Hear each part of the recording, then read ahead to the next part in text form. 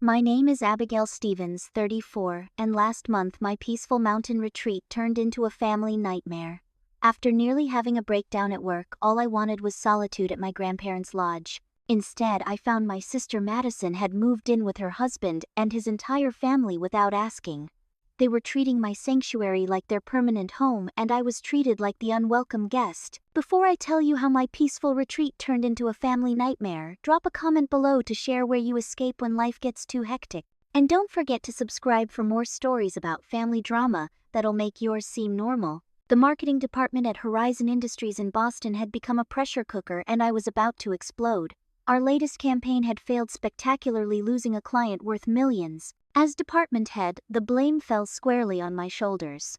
CEO Marcus Fletcher had been breathing down my neck for weeks, demanding explanations and threatening my job security with each passing day. "This isn't the performance we expect from you, Abigail," he'd said during our morning meeting, his voice dripping with disappointment as the quarterly numbers flashed on the screen behind him. "These results are simply unacceptable." 20 pairs of eyes had turned to stare at me, and suddenly the conference room felt airless.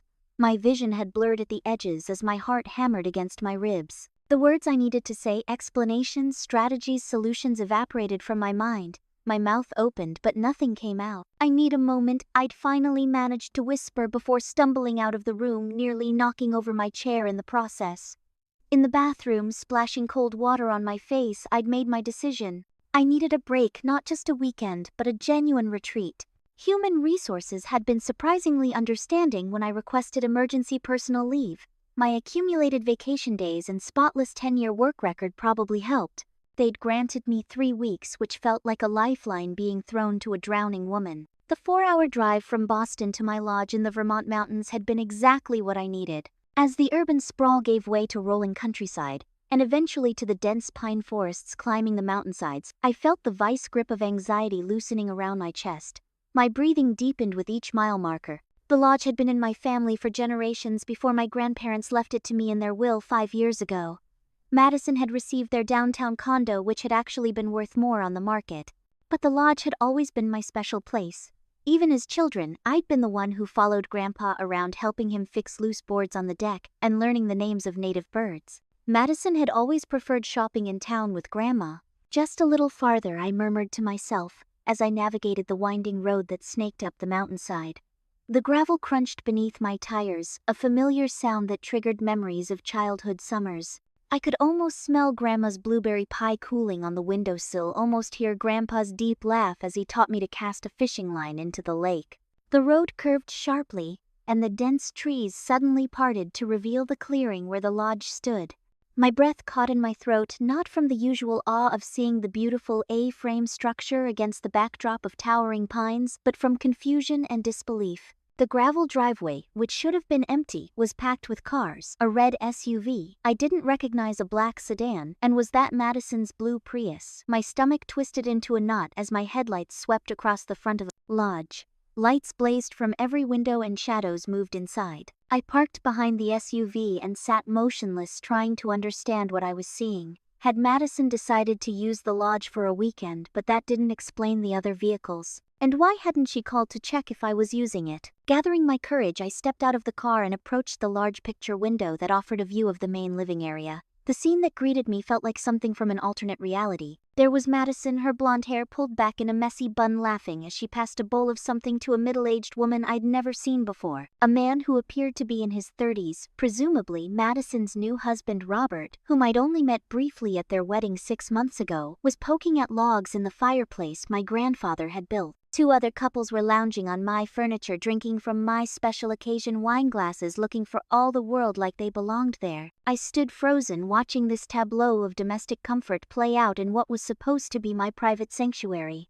The realization hit me like a physical blow. They weren't just visiting. They had moved in. My hand trembled as I inserted my key into the front door lock.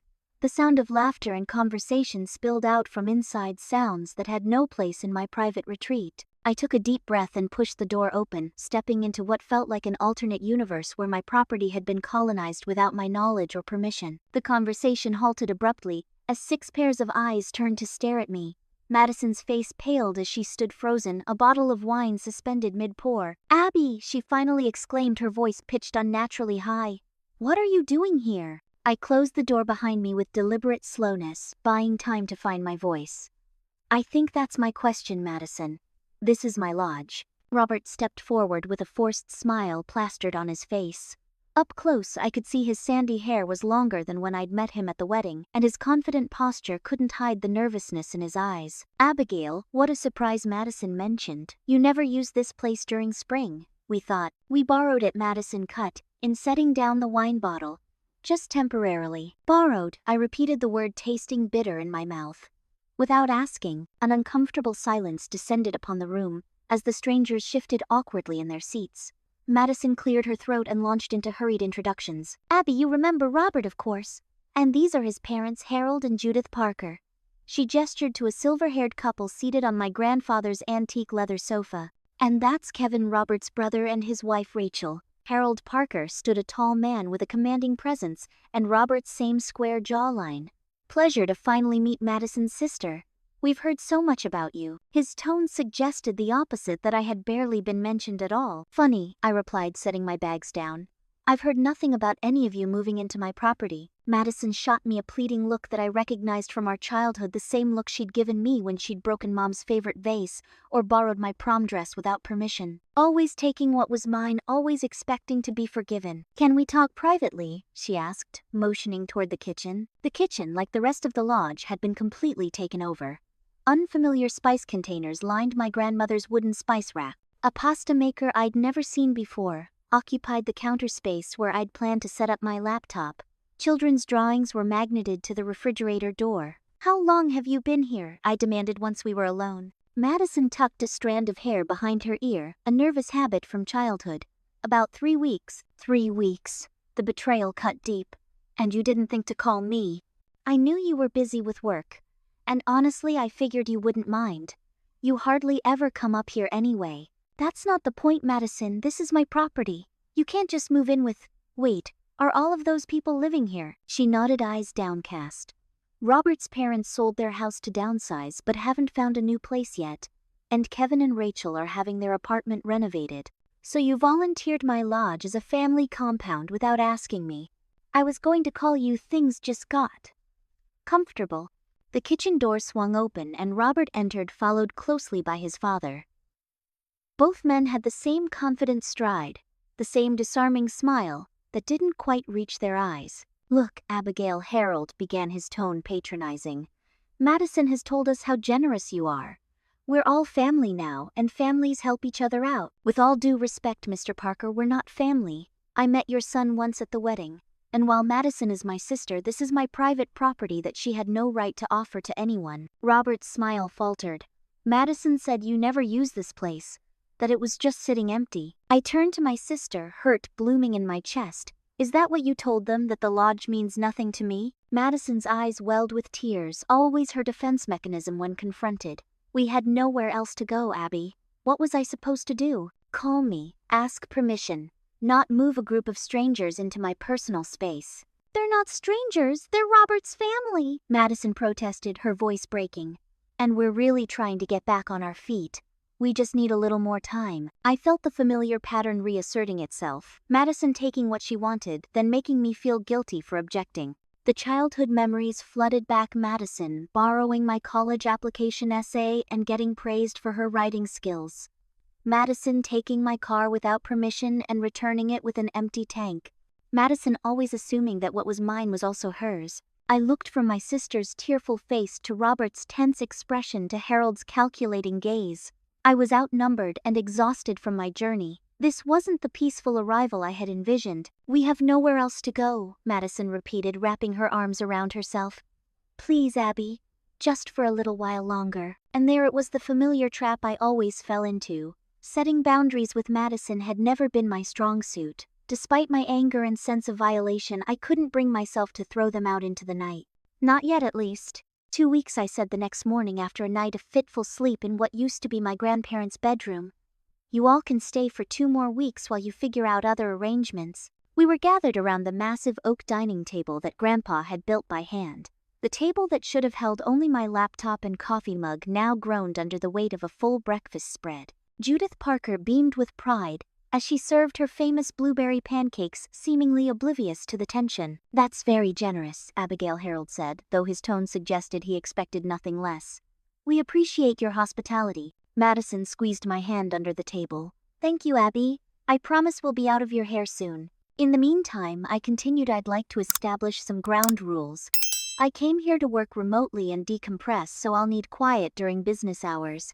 The East Wing will be my private space, and please, nothing gets altered or rearranged without asking me first." Kevin Roberts' younger brother exchanged a glance with his wife Rachel. They both had the uncomfortable look of children being scolded. "We've already kind of settled in," Rachel said hesitantly. "Madison told us which areas we could use." A knot formed in my stomach. "What do you mean settled in?"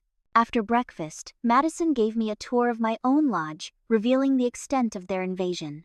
The cozy reading nook had been converted into a makeshift office for Robert. The craft room where Grandma had taught me to knit was now Kevin and Rachel's bedroom, my supplies stacked haphazardly in the corner. Most disturbing of all, the walls had been repainted in several rooms, my warm, rustic colors replaced with modern grays and blues. "You painted my walls." I stared in disbelief at what used to be a warm terracotta dining room, now a sterile slate blue. "Judith thought it would brighten the space," Madison explained, not meeting my eyes. "We can always change it back." "And the furniture in the sunroom, in storage." Harold thought the layout was inefficient.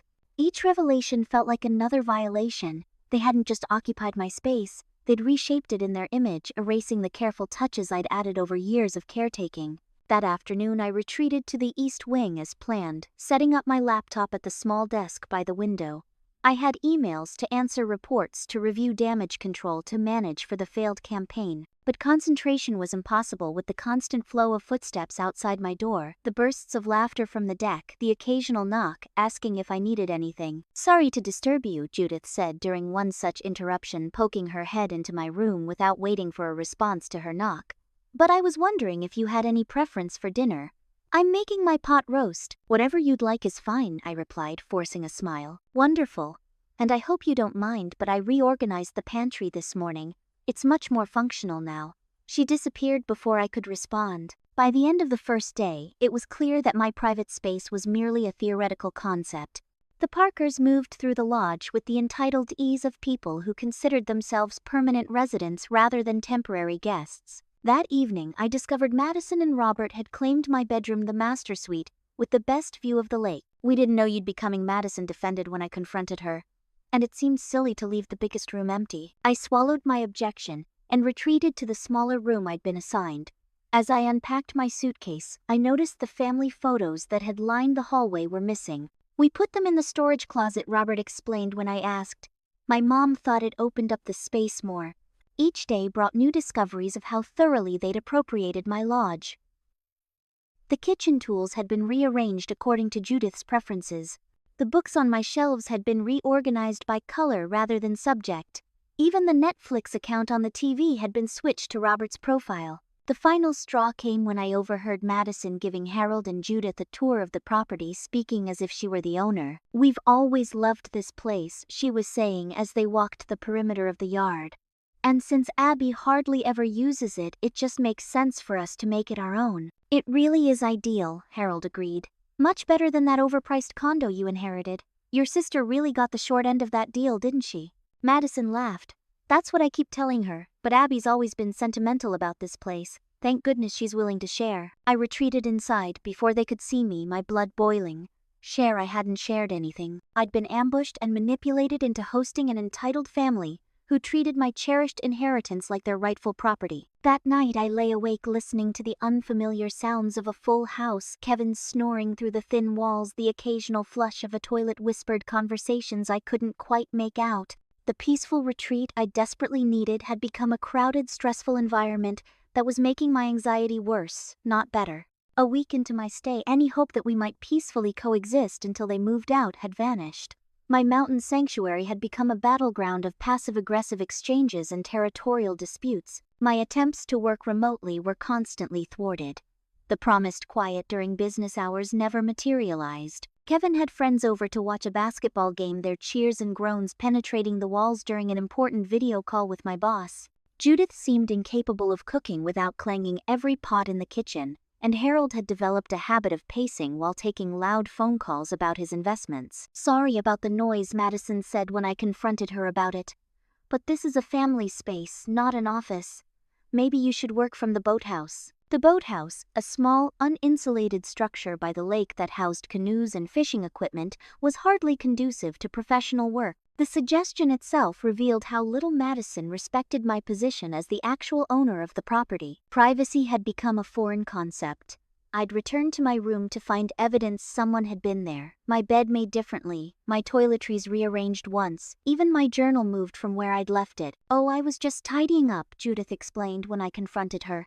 "You young career women never have time for proper housekeeping." The condescension in her tone made it clear what she thought of my lifestyle choices. Throughout the week, both she and Harold had made pointed comments about my single status and career focus, little digs disguised as concern. "No wonder you're so stressed, dear," Judith remarked one evening. "Women weren't meant to carry such burdens alone. You should find a nice man like Robert." I bit my tongue, remembering how Robert had spent the entire day playing video games while Madison handled all the cooking and cleaning. The territorial incursions grew more brazen. I'd find my personal food items consumed without asking, my favorite coffee mug used, and left unwashed in the sink. Kevin had helped himself to my expensive bottle of scotch, a gift from a client, without so much as an apology when caught. "I thought everything here was communal," he'd shrugged. That's what Madison said. That comment led me to confront my sister directly about what exactly she'd been telling her in-laws about the ownership of the lodge. "I might have let them believe it belongs to both of us," Madison admitted reluctantly when cornered in the laundry room. "It just made things easier." "Easier for whom?" I demanded. "You lied to them, and now they're treating me like an unwelcome guest in my own property." "Don't be so dramatic, Abby. They're family now, and family shares. Besides, it's not fair that you got this amazing place all to yourself while I only got the condo." "The condo that was worth twice as much as this lodge on the market," I reminded her. "The condo you sold last year for a huge profit." Madison's expression hardened. "I didn't come here to rehash the past. The point is, we all need to make compromises right now." "The only one compromising is me," I shot back. "And my patience is wearing thin." That evening, I discovered the most egregious violation yet.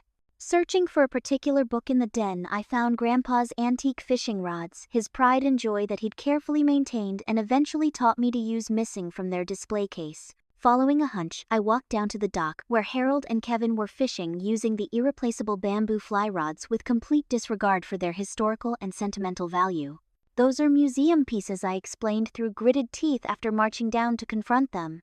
"They're not for actual use anymore. Fishing gear is meant to be fished with," Harold replied dismissively. "They were just gathering dust in that case. Besides, Madison said it would be fine." Madison always, Madison giving away what wasn't hers to give. The argument that followed was heated, with Kevin calling me uptight and Harold suggesting I needed to learn to be more generous. When Madison finally arrived at the dock, rather than supporting me, she tried to mediate, as if this were a simple misunderstanding between equal parties, rather than a clear violation of my property rights. "They didn't know, Abby," she pleaded. "Can't you just let it go? They're already out and nothing's been damaged." "That's not the point." My voice rose despite my efforts to remain calm. "These are precious family heirlooms, not community property. The fact that you keep giving permission for other people to use my things is the problem." Your things," Madison mimicked. "That's all you care about. What about family? What about helping others? You've always been selfish with your toys, even as a kid." The childish accusation left me speechless. As I stood there on the dock, watching these strangers carelessly handling my grandfather's beloved fishing gear with my sister defending them, I realized how completely my boundaries had been demolished. That night, I overheard a conversation that confirmed my worst suspicions. From my bedroom window, I could see Madison, Robert, and his parents huddled on the deck, speaking in low voices that carried across the still night air. "She's only here temporarily," Harold was saying. "Once she goes back to Boston, we can resume our plans." "I don't know why she's being so difficult about everything," Madison replied. "It's just stuff." "Don't worry," Robert added. "We'll wear her down eventually. She can't stay here forever with her job back in the city." They were waiting me out. I realized with growing horror, this wasn't a temporary arrangement in their minds. They were planning to establish permanent residency in my lodge. The tension that had been building for days finally erupted during a family dinner that Judith insisted on hosting. To clear the air, she'd said, though her true intentions became apparent as soon as we were all seated around the table. "We need to discuss the future arrangements for this lovely property," Harold announced after the main course had been served. Since we're all getting along so well, the assumption was so audacious that I nearly choked on my water. Getting along well, was he living in an alternate reality? "I'm not sure what you mean by arrangements," I said carefully. "The lodge belongs to me. Your stay here is temporary." Harold exchanged glances with Madison before continuing. "Yes, technically the deed is in your name, but family properties should benefit the whole family, don't you think?" "The whole family," I repeated. "You're not my family, Mr. Parker. You're my sister's in-laws, whom I barely know." Abby Madison gasped, her cheeks flushing. "Don't be rude." "I'm not being rude. I'm stating facts. This lodge was left to me by our grandparents. Not to you, not to us jointly. To me." An uncomfortable silence fell over the table. Robert cleared his throat.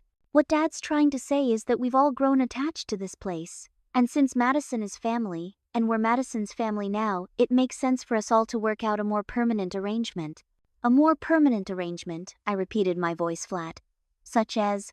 "Well, Madison mentioned you've been considering signing over half the property to her," Judith chimed in. "Which would be the fair thing to do, really. Then we could share usage rights throughout the year." I turned to Madison, stunned. "I never said anything of the sort." "My sister couldn't meet my eyes," I thought. "Given how busy you are in Boston, and how much use we'd get out of it as a family.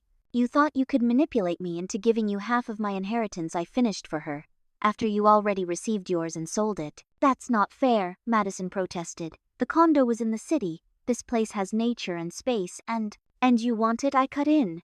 "Just like you've always wanted what's mine." Kevin, who had been unusually quiet, spoke up. "Look, we've actually been researching this. Since Madison has been living here continuously for over a month, and you've been absent, there might be a legal case for partial ownership rights." The calculated nature of their scheme hit me like a physical blow. They hadn't just moved in because they needed temporary shelter. They were trying to stake a claim to my property. "Is that true?" I asked Madison. "You've been plotting with them to take legal action against me." "Not plotting," she insisted, tears forming in her eyes. "Just exploring options. You've never appreciated this place the way I do, the way we all do." "I've never appreciated," I couldn't even finish the sentence, my fury and hurt were so overwhelming. "I spent every summer here with Grandpa. I helped him maintain it. I've kept it exactly as they would have wanted. While you've painted over their walls, rearranged their furniture, treated their cherished possessions like common household items." "That's exactly the problem," Robert interjected. "You treat this place like a museum. It's meant to be lived in to create new memories." "Not your memories," I said through clenched teeth. "This is my sanctuary, my retreat, the one place I have that's just mine." "That's so selfish," Madison said, tears streaming down her face now. "Why can't you share?" "Share? You didn't ask to share. You invaded my space, violated my trust, and now you're threatening legal action to take what isn't yours." Harold raised his hands in a placating gesture. "Nobody is threatening anything. We're simply having a family discussion about what's best for everyone." "What's best for everyone?" I repeated, incredulous. "Or what's best for you?" The conversation deteriorated from there. Madison accused me of always being the perfect granddaughter who got everything she wanted. Robert suggested I was mentally unstable due to work stress. Judith wondered aloud if my inability to compromise was why I was still single. I finally excused myself, retreating to my room with my head pounding and my chest tight with anxiety. Sleep eluded me as I replayed the conversation, seeing clearly for the first time the depth of Madison's resentment and the calculation behind the Parkers' friendly facade. The next morning I woke to the sound of a chainsaw. Peering out my window, I was horrified to see Harold at the base of the old oak tree that Grandpa had planted when I was born. The massive, healthy tree that had been my childhood climbing spot, that held the swing Grandpa had hung for me, that had witnessed countless family picnics beneath its spreading branches. I raced outside in my pajamas, screaming for him to stop. By the time I reached him, he had already made a significant cut into the trunk. "What are you doing?" I demanded, breathless with panic. Harold switched off the chainsaw. "This tree blocks the best view of the lake. We've been discussing adding a deck extension here, and it's in the way. You're cutting down my tree for a hypothetical deck that you have no right to build on my property." "Madison approved the plans yesterday," he said with infuriating calm. "She thought you'd see reason once it was underway." Something inside me shattered, the last thin thread of patience, of family loyalty, of restraint gone. I began to sob, not quiet tears but gut-wrenching cries that seemed to come from some primal place inside me. Decades of allowing Madison to take and take, of being the reasonable one, the accommodating one, all while she violated my boundaries again and again. Harold backed away, clearly uncomfortable with my emotional display. Madison came running from the house, along with Robert and the others, drawn by my uncharacteristic breakdown. "Abby, what's wrong?" Madison asked, reaching for me. I jerked away from her touch. "Don't. Just don't." I stumbled back to the lodge, locked myself in my room, and collapsed on the bed, feeling utterly defeated. They had taken everything: my space, my peace, my family heirlooms, and now they were literally destroying living pieces of my history. And there seemed to be nothing I could do to stop them. The next morning I woke early and slipped out before anyone else was awake. I needed space, airtime, to think without the suffocating presence of the Parkers and Madison's betrayal. I took the familiar hiking trail that wound up the mountain behind the lodge, the same path Grandpa and I had traversed hundreds of times. The physical exertion helped clear my head. As I climbed higher, the lodge grew smaller below me, a reminder that there was a bigger world beyond this family drama. By the time I reached Eagles Point, the overlook where Grandpa and I used to watch sunrises, I felt calmer than I had in days. I wasn't prepared to find someone already there. "Abigail Stevens," the elderly woman exclaimed, her weathered face breaking into a smile. "I'd recognize James's granddaughter anywhere. You have his eyes." It took me a moment to place her. "Mrs. Eleanor Johnston, from the general store." She nodded, patting the rock beside her. "Join me. I've been coming up here every morning for 50 years. Your grandfather and I used to race to see who'd reach the top first." I sat beside her, finding comfort in the presence of someone who had known and loved my grandparents. We chatted about old times, her memories of me as a little girl trailing after Grandpa the summers, when the whole mountain community would gather for 4th of July barbecues. "I've seen quite a crowd at your lodge lately," Eleanor remarked casually. "Your sister and her new husband's family, I gather?" I sighed, the pleasant nostalgia evaporating. "Yes. They moved in without asking while I was away." Eleanor's eyebrows shot up. "Without asking? That doesn't seem right." "It's complicated," I said, not wanting to air family dirty laundry. "It usually is with family," Eleanor agreed. Then, after a moment of contemplation, I was surprised when I heard Robert Parker had married your sister, given his history in these parts." Something in her tone made me pause. "His history?" Eleanor looked uncomfortable. "Perhaps I shouldn't gossip." "Please," I urged. "If you know something about Robert that might help me understand what's happening." She sighed. "Well, the Parkers used to own that big place over on Crystal Lake about 10 years back. Real successful family, or so everyone thought. Then it all came crashing down: gambling debts, bad investments. They had to sell the property practically overnight and leave town." My heart began to race. "Gambling debts, Robert's?" Eleanor nodded. "His father, Harold, covered for him at first, from what I understand. Emptied his retirement account trying to pay it off. But Robert couldn't stop. Nearly bankrupted the whole family. The pieces were starting to fit together." "And Madison, did she know about this when she married him?" "Hard to say. They had a whirlwind romance, didn't they? But there's been talk in town that Robert's successful business isn't doing so well. The local contractors he hired for renovations are still waiting to be paid." I thought about Madison's defensiveness, her desperation to stake a claim on the lodge. "Do you think they lost their apartment? Is that why they're staying with me?" Eleanor's expression softened. "Oh, honey, I think you'd better ask your sister some direct questions. The Parkers have a history of landing on their feet, usually at someone else's expense." We talked a while longer, Eleanor filling in more details about the Parker family's checkered financial past. Harold's failed investments, Judith's excessive spending habits, Kevin's string of short-lived jobs. A pattern emerged of a family accustomed to living beyond their means and finding others to bail them out when consequences caught up with them. Armed with this new perspective, I hiked back down to the lodge with a clarity I hadn't felt since arriving. The family history Eleanor had shared explained so much about the Parkers' entitled behavior and their desperate attempt to gain a foothold in my property. When I returned, the house was buzzing with activity. No one seemed to have noticed my absence. I slipped into my room and began searching through the papers Robert had left scattered on the desk in his office. Most were meaningless, but buried beneath a stack of mail, I found legal correspondence that confirmed my worst suspicions. Robert and Madison had been evicted from their apartment 3 months ago due to non-payment of rent. The business Robert claimed to run was over $200 0 inches debt. And most disturbing of all, I found a printed email exchange between Robert and a local attorney exploring whether Madison could claim partial ownership of the lodge based on verbal agreements and family understanding. They weren't just staying temporarily. They were planning to take my property by legal force if necessary, fabricating claims that Madison and I had some unwritten agreement about joint ownership. I photographed the documents with my phone, my hands shaking with a mixture of rage and heartbreak. My own sister conspiring against me, willing to lie and manipulate to take what wasn't hers. The betrayal cut deep, but the knowledge was empowering. For the first time since arriving, I understood exactly what I was dealing with. Not just inconsiderate houseguests or entitled in-laws, but a calculated scheme to appropriate my property. I tucked the papers back exactly as I'd found them and retreated to my room to form a plan. The time for accommodation and compromise was over. I needed to reclaim what was mine legally, strategically, and definitively. That evening I made a show of receiving an urgent call from work. The entire household could hear my end of the conversation as I paced on the deck. "Yes, Marcus, I understand the severity." "No, of course the client can't wait."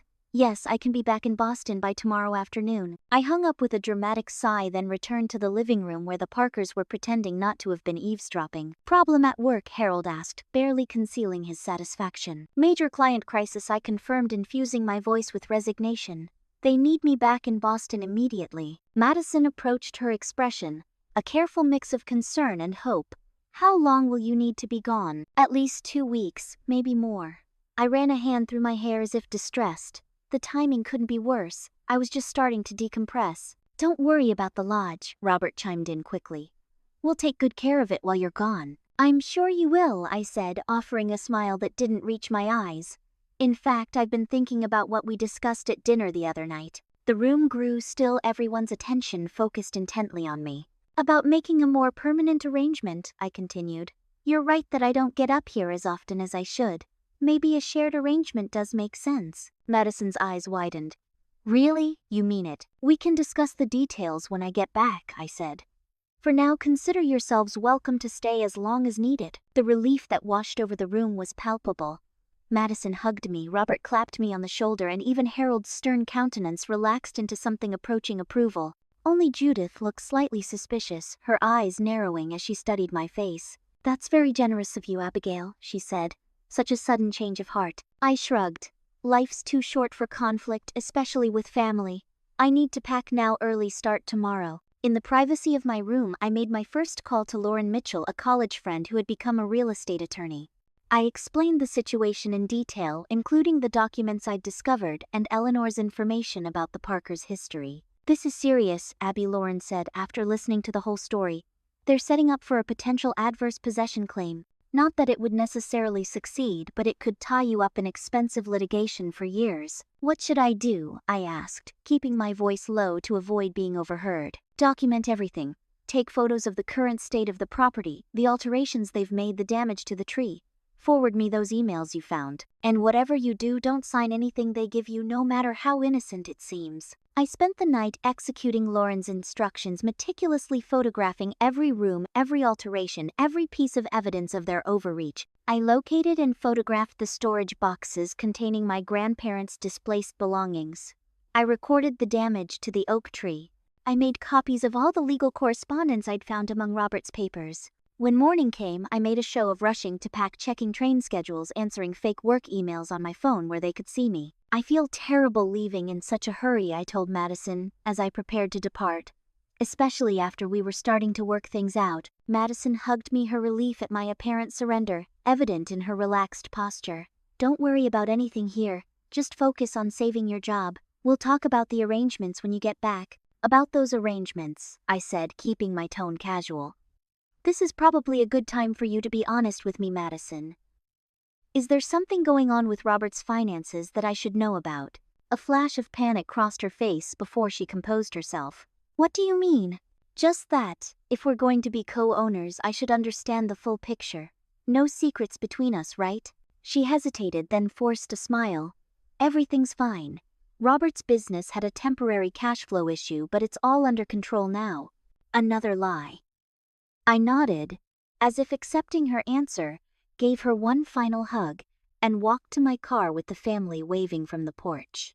Through my rearview mirror, I watched them celebrating as I drove away, already planning their permanent takeover of my sanctuary. Little did they know I wasn't heading to Boston at all. 1 week later, at precisely 9:00 a.m., I turned my car back into the driveway of the lodge. This time I wasn't alone. Lauren sat beside me in the passenger seat, a portfolio of legal documents on her lap. Behind us, Sheriff Mike Barnes followed in his official vehicle along with 2 deputies. A moving truck waited at the bottom of the mountain, ready to be called up when needed. "Ready for this?" Lauren asked as we parked. I took a deep breath. More than ready. The shock on Madison's face when she opened the door was almost worth everything I'd endured. Behind her, I could see Robert frozen in the act of hanging a large painting over the fireplace, a gaudy landscape that had replaced Grandpa's beloved deer portrait. "Abby, what are you doing here? I thought you were in Boston for at least another week." "Change of plans," I said, stepping past her into my lodge. "I decided my property was more important than my job right now." The commotion brought the rest of the Parkers into the main room. Harold's face darkened when he spotted Sheriff Barnes entering behind me. "What's the meaning of this?" he demanded. Lauren stepped forward, professional and poised in her tailored suit. "I'm Lauren Mitchell, Miss Stevens' attorney. I've prepared legal notices for each of you." She began distributing the documents from her portfolio. "This is a formal eviction notice. You have 24 hours to vacate the premises." "Eviction," Robert sputtered. "You can't evict family," Madison told them. Madison stood pale and silent, staring at the notice in her hands. "Additionally," Lauren continued, "we've prepared a cease and desist regarding any claims to ownership of this property. We have evidence of your intent to file a fraudulent adverse possession claim, which constitutes attempted real estate fraud." Harold's face flushed crimson. "Now see here." Sheriff Barnes stepped forward. "Mr. Parker, I suggest you take this time to begin packing rather than arguing. I'm here to ensure a peaceful transition, but these legal notices are binding." "Madison is family," Judith protested, her voice shrill. "She has rights to this property." "No, she doesn't," I said firmly. Madison received her inheritance, the downtown condo, which she sold for a substantial profit.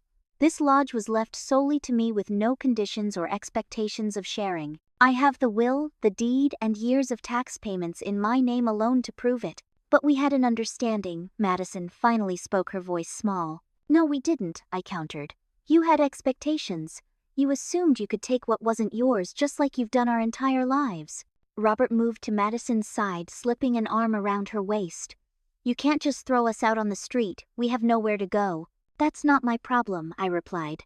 "But it's also not the truth, is it? You have options.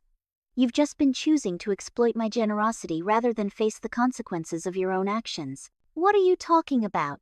Madison asked, looking genuinely confused. I turned to face her directly. "I know about Robert's gambling debts, Madison. I know that's why you lost your apartment. I know his successful business is drowning in debt. I know his parents lost their house years ago for the same reason. And I know all of you have been plotting to take my lodge rather than address the real issues." Madison's face crumpled, tears spilling down her cheeks. "How did you?" "This is a small community," I reminded her. "People remember the Parkers and their financial troubles from before. People who cared about Grandpa and Grandma also care about making sure their wishes are respected." Harold stepped forward, his businessman persona taking over. "Now, Abigail, I'm sure we can work something out that benefits everyone. There's no need for such dramatic measures." Lauren intervened smoothly. "Mr. Parker, any discussion about working something out needed to happen before you attempted to pursue fraudulent legal claims. At this point, the eviction stands." The next few hours were tense but productive. The sheriff's presence ensured that the Parkers had no choice but to comply. Kevin and Rachel packed quickly, clearly embarrassed by the situation. Harold and Judith alternated between attempting to negotiate and making veiled threats about legal action. Threats that Lauren calmly dismantled by citing the evidence we had gathered. Robert remained defiant until the end, insisting that Madison had led him to believe the lodge was partially hers. His attempts to drive a wedge between us failed when I produced copies of the documents I'd found in his office, including the emails to the attorney discussing fraudulent ownership claims. By late afternoon, the moving truck had been called up to transport their belongings. As the Parkers loaded their vehicles, Madison approached me on the porch, her eyes red from crying. "Can we talk alone?" I hesitated, then nodded, leading her to the dock, where this mess had begun, with Harold cutting into Grandpa's oak tree. I never meant for things to get so out of hand. Madison began staring out at the lake. "When Robert and I first got married, everything seemed perfect. He was charming, successful, ambitious. When did you find out the truth?" I asked. She sighed heavily. "About 2 months after the wedding. Creditors started calling. Bills piled up. Then came the eviction notice." She wiped away fresh tears. "I was too embarrassed to tell you, too ashamed to admit I'd made such a huge mistake. So instead you decided to take over my lodge." "It wasn't like that, not at first. I genuinely thought we'd just stay a week or 2 until we figured things out. But then Robert's parents needed a place, and it was so easy to just stay. And the ownership claims, the legal research." Madison had the grace to look ashamed. "That was Robert's idea. He said since I was your sister I had a moral claim to half the property. That Grandma and Grandpa would have wanted it that way." "You know that's not true," I said quietly. "They carefully divided things between us based on what each of us valued most. You got the condo because you always loved being in town. I got the lodge because this place was my sanctuary with Grandpa." "I know," she whispered. "I was jealous. I always have been. You had this special bond with them that I never did." We sat in silence for a moment, the weight of decades of sibling rivalry and resentment hanging between us. "I'm sorry," Abby Madison finally said, "for everything, for taking advantage, for not being honest, for letting Robert and his family treat you that way in your own home." The apology seemed sincere, but I'd been burned too many times to accept it at face value. "I appreciate that, but it doesn't change what happened." "I know." She hesitated. "What happens now? Are you really cutting me out of your life?" I considered the question carefully. Despite everything, Madison was still my sister, my only immediate family. "That depends on you. On whether you're willing to make real changes, not just say what you think I want to hear." "What kind of changes?" "Being honest about Robert's gambling. Getting professional help for your financial situation instead of looking for bailouts. Respecting my boundaries instead of assuming what's mine is yours for the taking." Madison nodded slowly. "And if I do those things, then maybe eventually we can rebuild some trust. But it won't happen overnight, and it won't happen at all if you stay with the Parkers and continue enabling their behavior." By sunset, the lodge was empty of all Parker presence. The silence felt like a blessing as I walked through the rooms, mentally cataloging the changes I'd need to reverse the damage I'd need to repair. The oak tree would need professional attention to heal from Harold's chainsaw attack. The walls would need repainting to restore Grandma's chosen colors. The furniture would need to be retrieved from storage and arranged as it had been. But beneath the work ahead lay a profound sense of peace. I had reclaimed my sanctuary. I had stood up for myself and for my grandparents' wishes. I had finally broken the pattern of allowing Madison to take what wasn't hers to take. 2 weeks later, as I sat on the deck watching the sunset, a car pulled into the driveway. To my surprise, it was Madison alone. "I left Robert," she said without preamble as she joined me on the deck. "Moved in with a friend from college until I can get back on my feet." "That's a big step," I acknowledged. "What made you decide?" "Honestly, watching you stand up for yourself that day, it made me realize how much I've let other people, Robert, his family, even you sometimes make my decisions for me. I want to be stronger. Like you." We talked until the stars came out, really talked in a way we hadn't since childhood. Madison had enrolled in financial counseling. She had a job interview lined up, small steps but meaningful ones. Before she left, I gave her a spare key to the lodge. Not to live here, I clarified, but to visit, properly, with advance notice and respect for boundaries. The look of gratitude in her eyes told me it was the right decision. Not a complete reconciliation, not an erasure of the past, but a doorway to a potentially healthier relationship. As I settled back into my sanctuary in the weeks that followed, I found myself reflecting on the line between helping family and enabling destructive behaviors, on the difference between generosity and being taken advantage of, on the courage it takes to establish boundaries even with the people we love most. The lodge became my healing space once again, but in a deeper way than before. Not just an escape from stress, but a symbol of my own strength and self-respect. The oak tree, though scarred, was already showing signs of recovery with proper treatment. Like me, it had endured damage but refused to be destroyed. Have you ever had to stand up to family to protect what matters to you? It's one of the hardest things we ever have to do. Sometimes the people who should support us the most are the ones who take advantage of our love and loyalty. But I learned that true family respects boundaries and supports growth, not exploitation and entitlement. If this story resonated with you, please hit that like button and subscribe to hear more tales of family transformation. Share your own boundary setting stories in the comments below. I read every single one. Thank you for joining me on this journey. And remember, sometimes the bravest thing we can do is say no to those we love most.